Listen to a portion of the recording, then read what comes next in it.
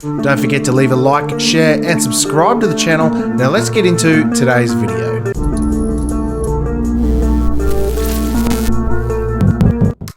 Hey guys, thanks for joining me here on another episode of Crossing the Line. Today we're going to take a look at the disturbing story coming out of WA where farmers and people are losing their rights to their own land due to Indigenous affairs, and it's something that we're going to be seeing a lot more of, especially if the vote yes goes through, that is coming up here in Australia in the next few months. Now, the referendum, whether you want to vote yes or no on it, I don't think anyone really has any idea what is going on, if even the government knows. They refuse to give us answers on anything to do with the voice. They refuse to give us answers on what their powers are going to be and how it will play out. So I can tell you what, no matter what, I will not be voting yes to something that I know nothing about and that they are seemingly actively hiding what they have and what they are going to do with the voice. They are actively going out of their way to hide and to take down anyone who's voting no or promoting the no vote. They go out of their way to attack and slander those people. And anytime that happens, especially when it's the media or the government doing it, I highly doubt they've got good intentions. And we can just see where it's going with a few stories here in Western Australia. Now, WA farmers are losing their rights to a tiny taste of life under the voice of Parliament. Sky News host Rowan Dean says Western Australian farmers now require a permit in negotiation with the Aboriginal Cultural Heritage Act if land is disturbed to a depth of 50 millimetres. So 50 millimetres disturbing the earth. If you dig a post hole, if you put a mailbox in, if you, make a raised garden bed, if you do anything on the land that requires digging of more than 50 millimetres of dirt in Western Australia, you are now required by law to go and get a permit from the Aboriginal Cultural Heritage. And I don't know whether it's just an entire Western Australia thing or whether it's individual parts of Western Australia. You've got to contact each individual Indigenous tribe of that area. And we've already seen the disturbing ramifications of this being imposed. We've had a tree planting event that was, I think it was about $9 million and for the entire thing. And they were held to ransom by the local Indigenous Affairs Office or Aboriginal Corporation, for $2.5 million. And we'll read that story here from the Daily Mail. Critical tree planting events are cancelled for a newly formed Aboriginal corporation demanded a $2.5 million payment for approval as frustration grows over new cultural heritage laws. WA's cultural heritage laws create more and more havoc. Tree planting event along Perth River is cancelled. The Whadjuk Aboriginal Corporation reportedly demands $2.5 million. Now, as of reading of this news, this has been revoked. The man who has asked for that $2.5 million has actually been fired from the Whadjuk Aboriginal Corporation. And rightfully so. But the reason I believe they've fired him and the reason they have renounced it and withdrawn this $2.5 million payment approval is because they saw where this was going with the news. They saw people like me and people like Sky News getting a hold of the Daily Mail. And they know that this is what's going to happen when the voice goes through. And these things popping up now before the voice is in place, before they've nailed that coffin shut, is detrimental to the yes vote. And they know things like this popping up now, before they're ready for it, before it's enshrined in our constitution or enshrined in our law, they cannot get away with it. And they know it will do nothing but harm to the yes vote. Two major tree planting events have been cancelled following a demand for Aboriginal Corporation for a payment of $2.5 million in exchange for their approval. Landcare volunteers were meant to roll up their sleeves and plant 5,500 seedlings along Perth's Canning River on the weekend. But the events never went ahead following a $2.5 million demand for a newly formed Whadjuk Aboriginal Corporation, sparking confusion about Western Australia's new Aboriginal heritage laws.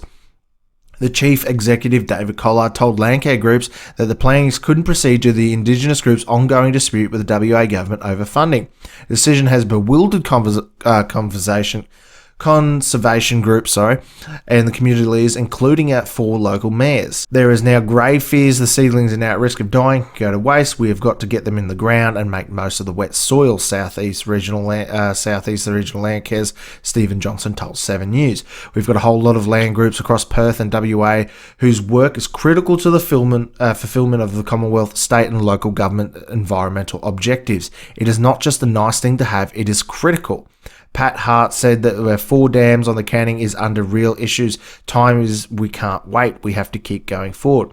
It comes after the WA's revamped Aboriginal Cultural Heritage Act came into effect through tougher penalties for damaging sites of traditional significance. The problem is, any site where it is habitable, like say rivers, billabongs, creeks, dams, things like that here in Australia, because it is such an arid, dry place, especially over in WA, that is where you are going to have Aboriginal communities in the past living, because it is close to water. So anywhere along a water estuary or something like that, that is generally going to be deemed as culturally significant to Aboriginals. And I know the tribe that my family comes from, it's the same thing there. They're all hanging around the water source. Obviously, anytime something like this is going to happen, if the voice goes through, there's going to be someone there with a hand out saying, pay me, pay me, pay me. And this is just one of the very first cases of this happening that has been blown up on media like this, but this happens every single day in Aboriginal communities. I've gone and worked in the Northern Territory in Nullarbor with Rio Tinto had a mine site. Anytime you wanted to go onto a beach, you had to pay $65 to the local Aboriginal community. Anytime a truck or a road train drove over a certain road, I think it was $75 a road train, they had to pay to the local Aboriginal community. This community was getting millions and millions of dollars a year from Rio Tinto, from the Australian government, and from taxpayers and things like that. Which, you know, fair enough. Rio Tinto is sitting there, they're exporting all that bauxite and they're sending it overseas. It's now shut down due to Australia's piss poor management of our resources and China. But, you know, fair enough. I'd rather the money go to the local community, especially instead of it going overseas. That's great. But when it's coming to normal parts of Australia where the majority of our population live, like on the East Coast and some of the West Coast, and anytime you dig a hole in the ground, you're going to have to pay Indigenous people money. This is going to blow out of proportion so quickly. You will not be able to grade a road. You will not be able to fill a pothole. You will not be able to put a fence post in. You will not be able to burn off in your own property. You will not be able to clear fire tracks. We're already seeing that in Victoria, where Daniel Andrews has banned the use of chainsaws in national parks. This is insanity.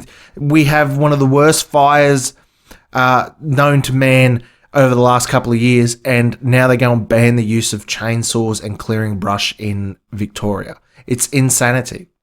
And along with the stupid regulations the government are putting in, if the voice overlay that with their own regulations, their own cultural significance thing, it's going to tie it up with red tape that will never be undone. Even at the end of the day, if they said, come in and they said, yep, obviously you can plant those trees, it's good for the environment, we need to do that to protect the wetlands and protect the banks and, you know, take care of the river. They're planting native trees anyway, obviously, so it's not going to hurt the environment. And it's obviously done by, it's done by Landcare, so it's obviously going to be beneficial to the local environment. So we'll waive that $2.5 million fee. That's not going to happen every single time. And the only time, it's basically just a bribe. You have to give us money for you to do something on the land that you own or that we perceive to have some sort of cultural significance. We'll keep reading here. At least 3 community tree planting events have been shut down since the new laws came into effect a fortnight ago. Frustrated mayors have pleaded with the WA government to step in and resolve the issue. We're standing here today in solidarity with some of the environmental groups saying that someone needs to clarify the legislation. It has become somewhat of a mess, City of Canning Mayor Patrick Hall said.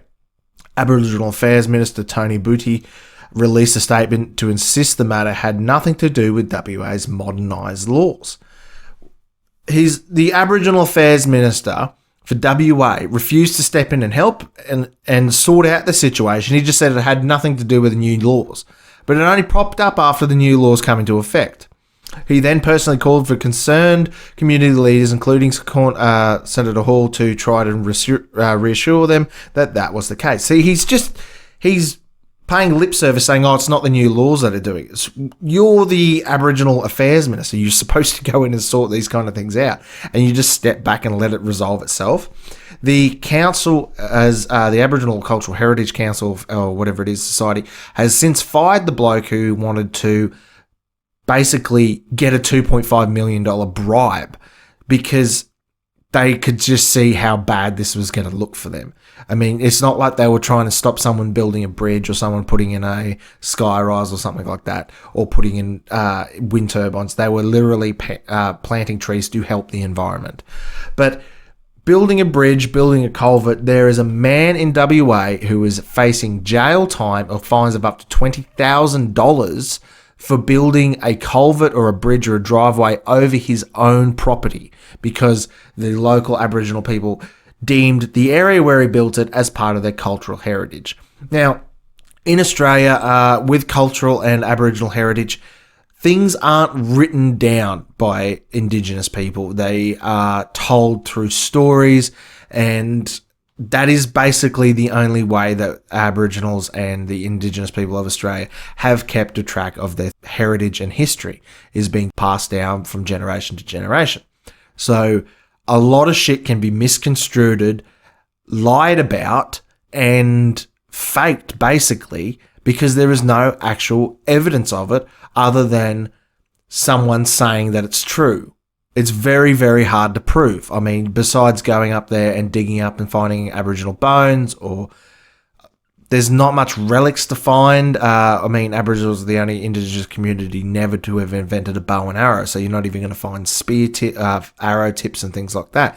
So it's very hard to find any actual proof of Aboriginal heritage or Aboriginal significance on that part of land. But it always seems to pop up where something major is going on or where there's money involved. Locally, there was a massive project. It was held up for months and months and months by local... they weren't even actual local Indigenous people. They came from another state, came over here and started claiming land rights and claiming things that obviously weren't true. I won't go into details about that story because I don't know too much about it. But they were not even from the local area. They are not in the Indigenous tribe of the area. I know because the Indigenous tribe of the area is my Indigenous tribe, and where my father's family comes from. And they had nothing to do with it. They just saw some dollar signs, came in, camped in that area, made a whole bunch of mess. When they got dragged out by police, they left piles of garbage and disgusting, like, shanty town house things and just rubbish everywhere. They left that there on this land they apparently cared so much about after the local Aboriginal community and the local Aboriginal elders were already briefed on the situation of the project, and they gave it the thumbs up months or if not years ago now.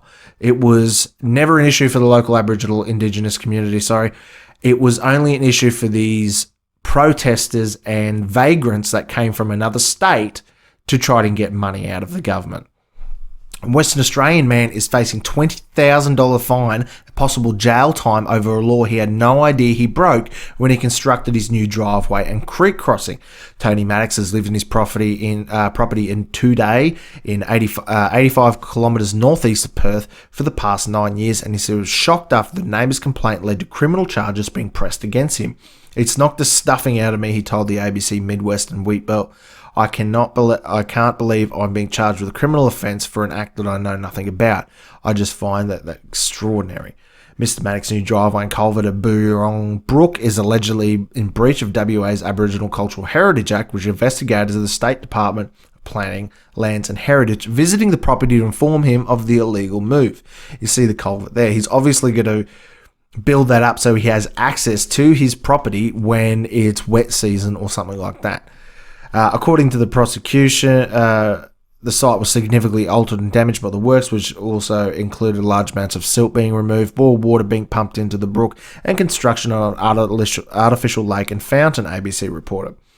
If it goes through, it'll affect every single farmer in WA, Mr. Maddox, a real estate agent, has said. Every farmer crosses creeks in their daily activities. There is going to be an awful lot of permission seeking going on.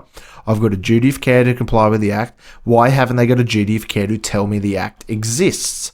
Mr. Maddox told radio station 6PR that he had previously been at a gravel creek crossing for the property before he moved in, but weather would wash the gravel away and leave him unable to access his house and sheds. He said he had laid concrete over the bitumen almost a year ago, allowing him to have all-weather crossing. I love my property, he said, saying animals have now returned to the brook. He has a little sanctuary. The Burrang Brook is an important part of the local Aboriginal mythology and is said to be one of the waterways around Perth that is home to the Waggle or the rainbow serpent. See, it's another Dreamtime story that someone just comes up and says that it's got something significant to do with that area. There's no evidence a lot of time. I don't know exactly about this Western Australian case here. He could very well have disturbed the Indigenous and heritage land there. But this is his own private land that he has bought and paid for. And now there's an outside Aboriginal Heritage Society saying that he's destroying their local significant relics and Dreamtime rainbow serpent fucking stories. It's insanity. The previous Department of Water and Environmental Regulation report found Burrang Brook home to be home to fish, crayfish, southwestern snakeneck turtles and frogs. Mr. Madden will front the court on March 20th. If he's found guilty, he could be sentenced up to 9 months jail. A conviction on his record will also see him lose his real estate license, which says is beyond his comprehension. I'm broken, he said. This is where it's leading to. If the voice goes ahead, farmers will have their whole farm cut out and taken out from underneath of them. If he goes to jail for 9 months, I would not be surprised if the local Aboriginal community heritage society ends up with his property. If he seems to have damaged the significant Indigenous artifact or heritage site, whatever it is, they will just say, well, we want it back now, it's ours. And if the act goes through, if the act of the voice goes through, we are going to be seeing more and more of this. You will not be able to go to Aboriginal sacred sites, like you will not be able to go up to the Cape. That has just been handed over to Aboriginal community up there. You will not be able to drive through there. You will not be able to go to places like, I think the Fraser Island, they just changed the name back to the Aboriginal name. They're trying to change the name of Brisbane, a major city in Australia, to the Aboriginal name, which I wouldn't even know what that is. But this is just the start, and this is where they're trying to divide the country. If they want to see race riots in Australia, that's what's going to happen if the voice goes through. Because if you get told you are not worthy, you are not allowed to do something because you're a white person in a black person's country, I don't see how that isn't racist. It's not as, pardon the pun, but black and white as it is in America, where you can see, obviously, these African Americans were brought over here on slave ships. White colonizers came to Australia against their will, and the majority of them were convicts. We didn't come here to... No one wanted to come here. It's a terrible, desolate place. Imagine how terrible it was back then. We were dragged here in balls and chains on terrible conditioned ships. Slave ships were just as bad as these ships, if not... It was terrible human conditions. No one chose to come here. It was a penal colony, except for places over in WA. I don't think WA was a penal colony, but they came here and they massacred the local Indigenous because the Indigenous obviously freaked out when the whole bunch of white people landed on the shores and they started killing each other. And now we have to pretend that we're sorry about that because you're white. But how does that work for people like me, whose father's Aboriginal, whose family's Aboriginal, but they have white skin? It doesn't make sense here in Australia. Like, reparations and things like that in America kind of do, but I obviously don't agree with reparations. But they're going to find a very hard time to convince the Australian public that this is not a racist agenda, but this voice vote. It is insanely racist. Saying that we have to apologise to ancestors of people that no one in our lifetime has done anything to. I mean, the reason I am white is because of taking away Aboriginals into white communities and try to breed the black out of them. That's one of the reasons I am white. It is an insanely racist idea to say that we need to start paying Aboriginals rent for the land that we live on. I bought this land that I live on fair and square. Instead of creating a racial division in this country like they do every time they get a chance to, it's like with Anzac Day, they're trying to shut down Anzac Day, they're trying to shut down Australia Day, they're trying to call it Invasion Day. Every chance they get, they try to divide people between black and white, gay and straight, Christian, non-Christian, Muslim and Christian, whatever it is. The media and the government set to divide us. And they know, especially over the last few years with the COVID and the lockdowns and the vaccine mandates and things like that, they know if we're divided, we're weak. If we stand up to them, we're strong and we can shut them down. They do not want that. They want us to be divided and they want us to hate each other. It is a very simple thing to do to stir hate. If you're the federal government and you oversee the entire country, it's very easy to stir up hate in a little tiny spot and then have that spread across the country like wildfire. That is what The Voice is. It's divisive. It's a waste of money. If they want to know what people think about it, all they've got to do is go and read any of the comment section on Facebook or Twitter that talk about The Voice. No one wants it, but I'm terrified that it's going to go through. Either they're going to fudge the numbers or they're just going to say, look, we don't care that you voted no. We're just going to put it through anyway because it's the right thing to do, because that's what their agenda is. That's what they're going to use it for. And if it doesn't go through, they're going to use it for, and they say, oh, okay, Australia said no, we do not want The Voice. They will just use that as another stick to beat people over the head with and pretend it's racism. It's not racism to want everyone to be equal under the one flag. I don't even think we should have an Aboriginal flag. I think we should use the Australian flag that our troops have fought and died for. The Aboriginal flag, I don't really care if you fly. It's not going to offend anyone. But we shouldn't be having it on Parliament House. We shouldn't be flying it in Sydney on the Sydney Harbour Bridge. It's divisive. It's tearing the country into black and white. And the minority of people who want The Voice, it is a tiny minority who are generally communist from the Greens Party, or just people who want reparations. It's disgusting. And the government, no matter which way we fall on the yes or no vote with this, the government is going to use it to divide us. If people vote no, which I think the majority of people that I've talked to, I don't know anyone who wants to vote yes, honestly. And I talk to a wide range of people.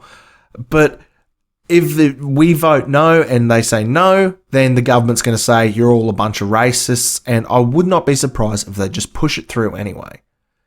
What do you guys think anyway? Are you worried about this voice coming through in Australia? Are you worried about farmers like this guy going to jail over building a driveway on his own land?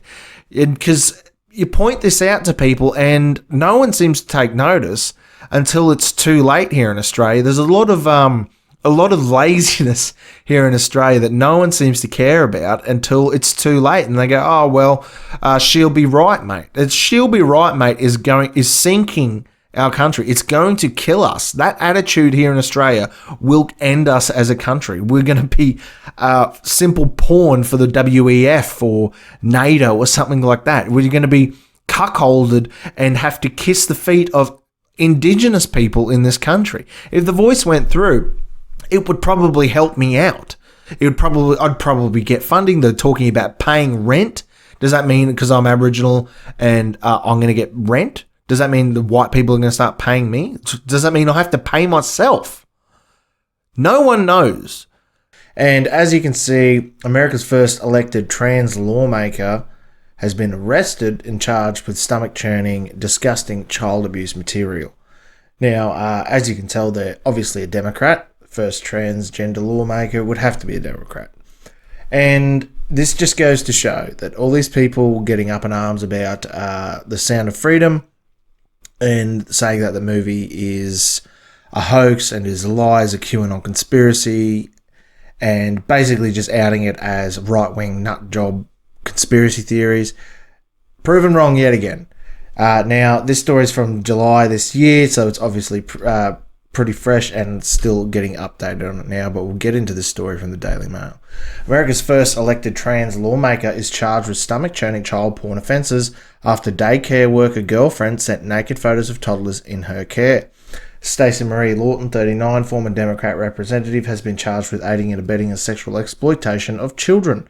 Lawton is accused of sharing explicit and sickening fantasies with ex-girlfriend Lindsay Groves. Groves has been charged with taking images of nude 3 to 5-year-old children while working at a daycare.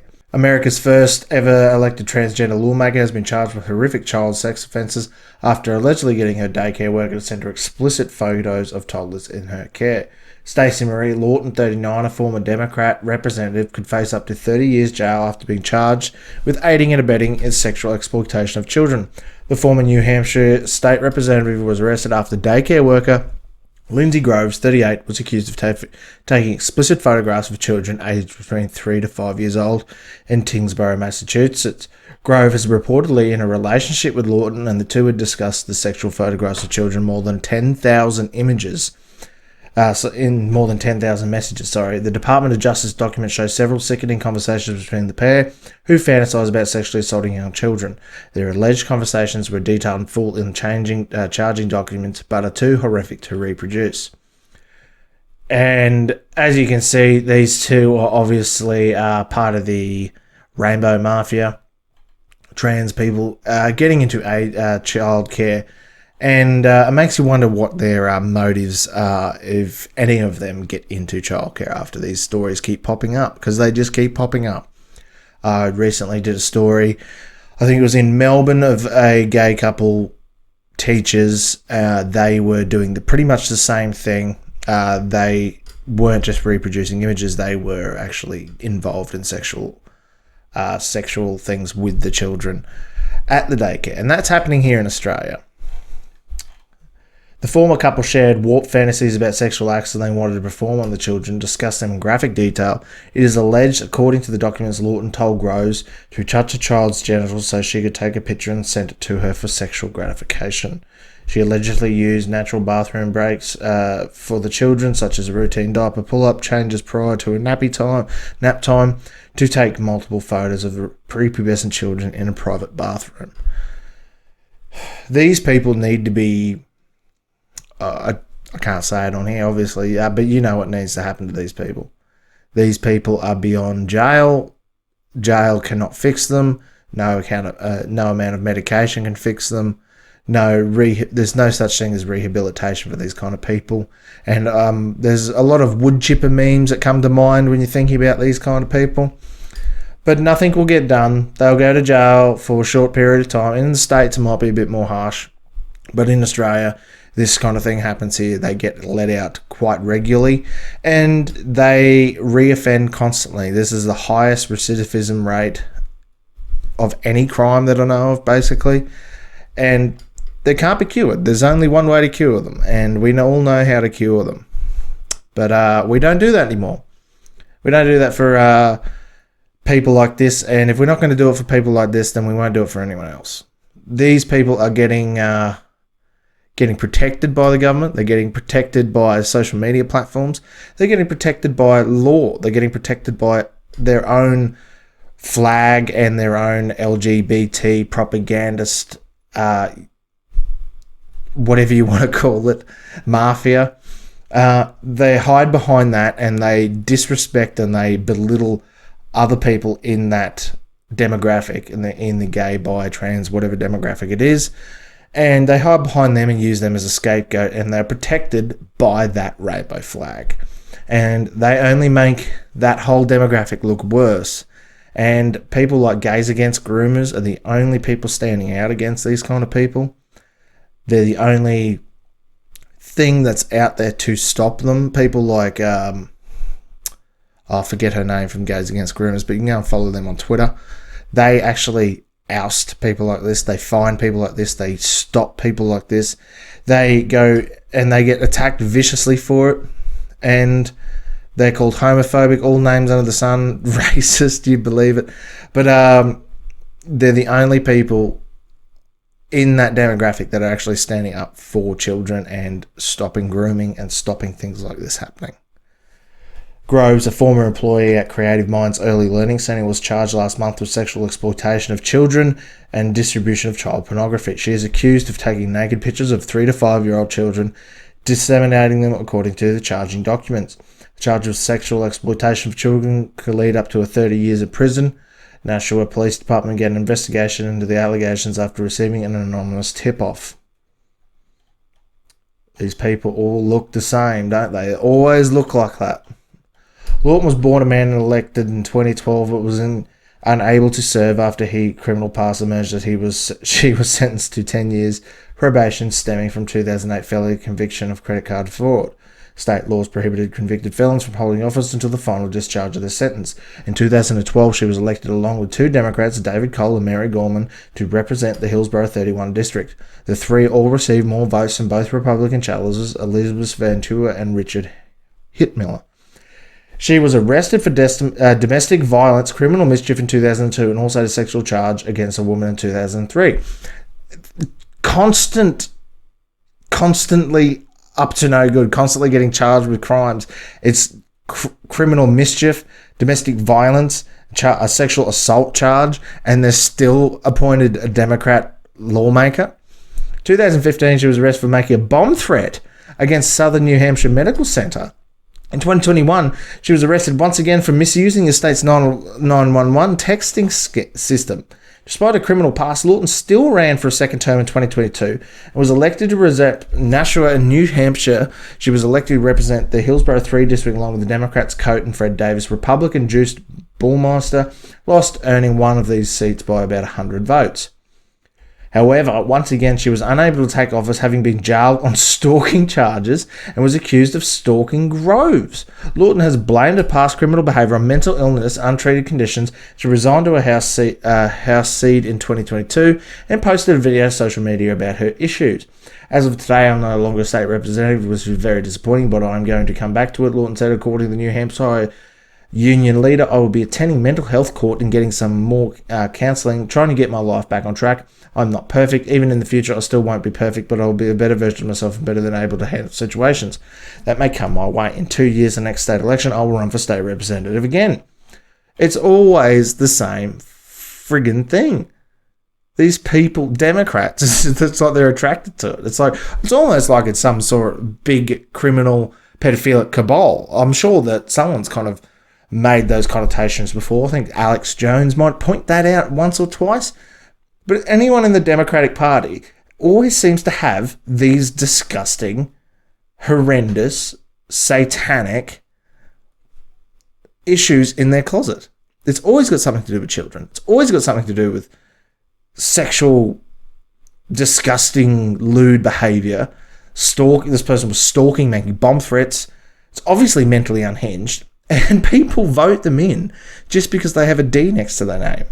It's insanity. It's like, what? Do you not look at who you're voting for? Do you just go out and vote just because they have a D or an R against their name? You literally voted a pedophile with multiple charges against them for stalking, harassment, and bomb threats, and all sorts of other things, and you vote them into power.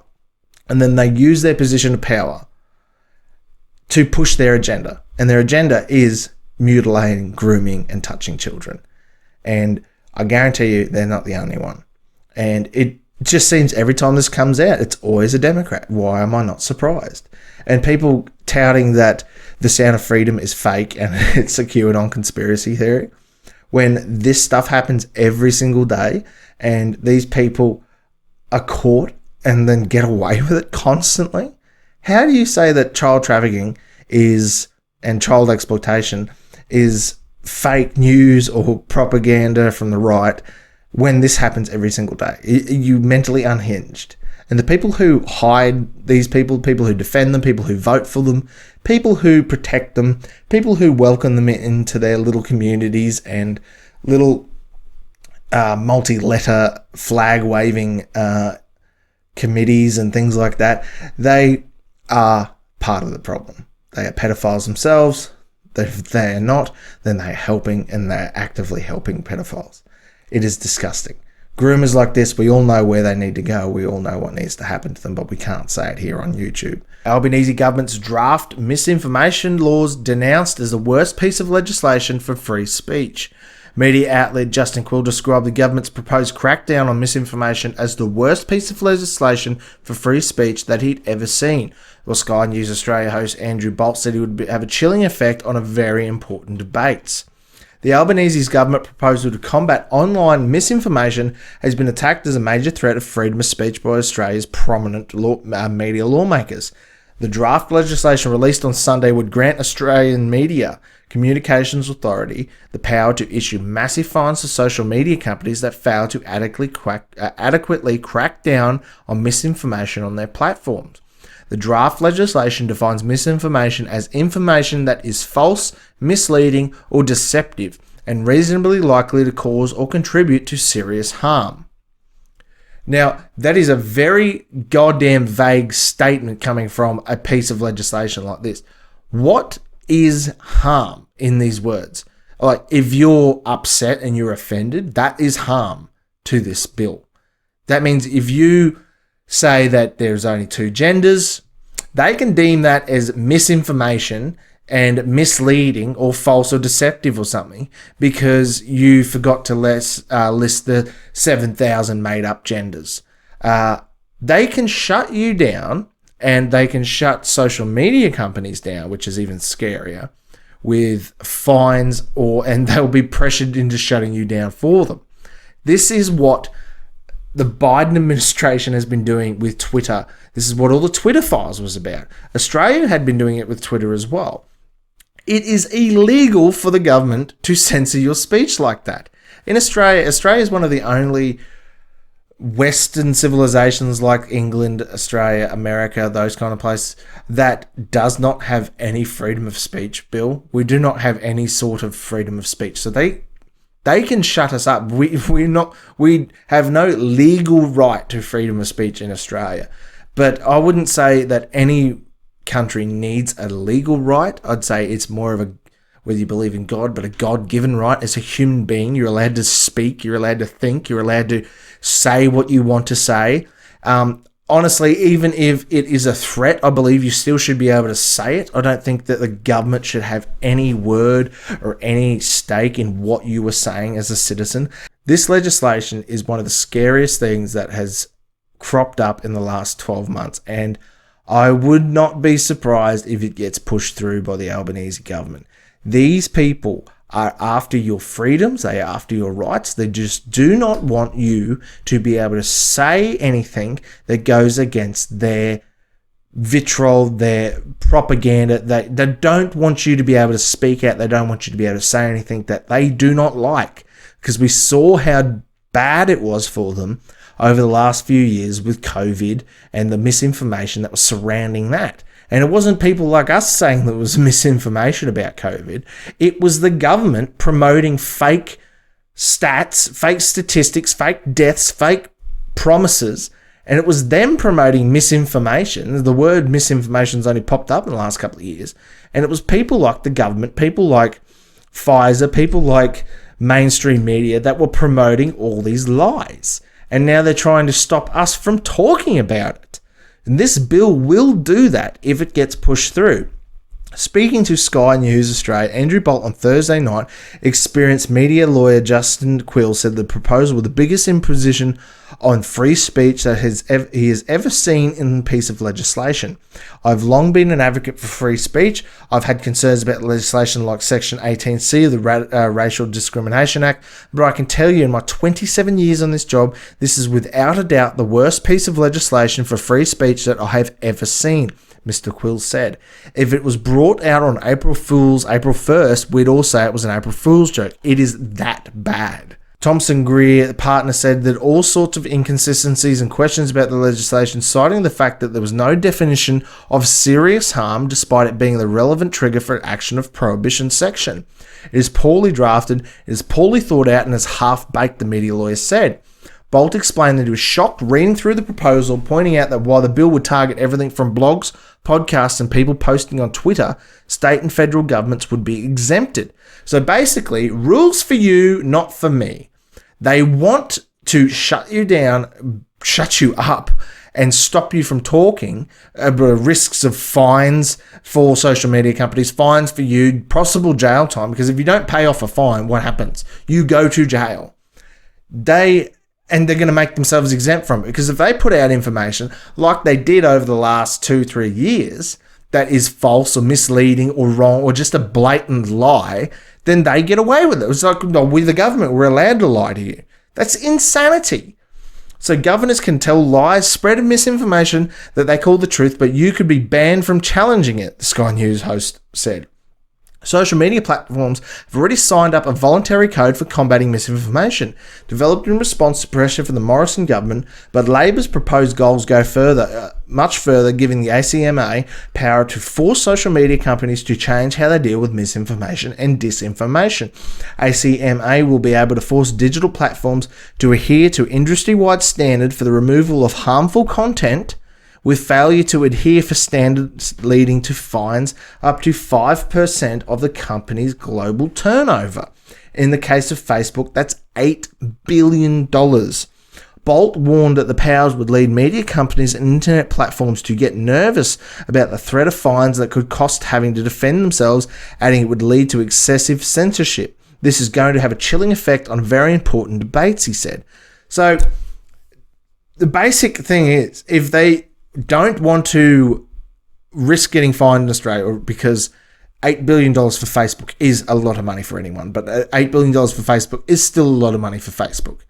If they got a fine for that, they would just pull Facebook from Australia. They wouldn't give it the option. There's why would we bother wasting for 30 million people on Facebook in Australia? We don't have a very big population.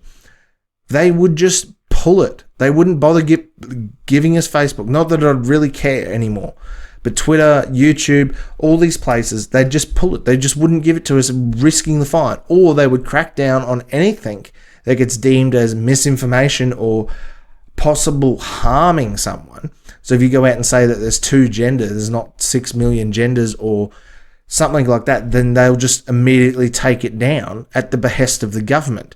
This is insane censorship that people really need to fucking listen to.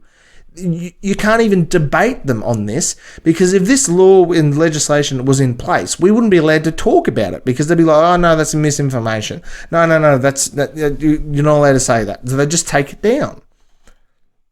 Asked what he thought of the biggest danger of the bill, Mr. Quill said it would be a lack of proper definition as what counts as misinformation and disinformation. The media lawyer also pointed out the approach to tackling misinformation was likely to have an opposite result as what is intended. Does the Attorney General really think, does the government really think that the best way to stop conspiracy theorists is to try to push them underground, Mr. Quill asked. If someone's throwing a silly conspiracy theory out and all of a sudden their tweets and their Facebook posts just disappear because the government has said that they've got to disappear, do you think that's going to make that person or anyone who they might be in contact with say, oh, that must have been untrue because the government has taken it down? It's hammer it, nail, head. Like, no, they're going to say the exact opposite. This is going to have the exact opposite effect the government intends, and it's crazy. Mr. Quill said a far better approach to what is allowed to prevail through the open contest of ideas. The things develop over time, things we thought were absolutely not true at one point, we now realise are true, or vice versa, Mr. Quill said. It's exactly like the last 3 years of a pandemic. You said that the vaccines did all these things that they didn't do. You said all these people were dying that we now know didn't die or weren't dying from that. It's absolute insanity. And how do people just think that they can pass this law, pass this legislation? You've got to allow people's understanding of beliefs and develop over time. We can't just sort of set it in stone with our views. We've got to let them develop. And part of the way we develop is these views, people putting forward views that are wrong, and then they are debated. Like if someone says something stupid on Facebook and they don't know what they're talking about, 100 people jump on top of them and belittle them and tell them that they're wrong. You think that person would be any better off if they just had no one reading it and they just got immediately taken down? No, they just have their conspiracy theory confirmed that the government's controlling their media. The experienced media lawyer cited the example of Sky News host Shari Markson reporting about the COVID-19 originating from the Wuhan Institute of Virology to show how once scorned ideas can go on to be widely accepted. They were laughed at when they were saying that. Shari, the Daily Telegraph, where they laughed at. The media on the ABC were literally laughing at them, Mr. Quill said. Now, as it turns out, we've seen in recent weeks declassified documents from the US intelligence have shown that to be absolutely true. That is the power of the government shutting down people on social media. If someone comes out with a story, say a reporter comes out with a story, puts it up on Facebook, puts it up on Twitter, and then the government just goes, boop, we don't want that there. That's misinformation. We don't want you to talk about that thing.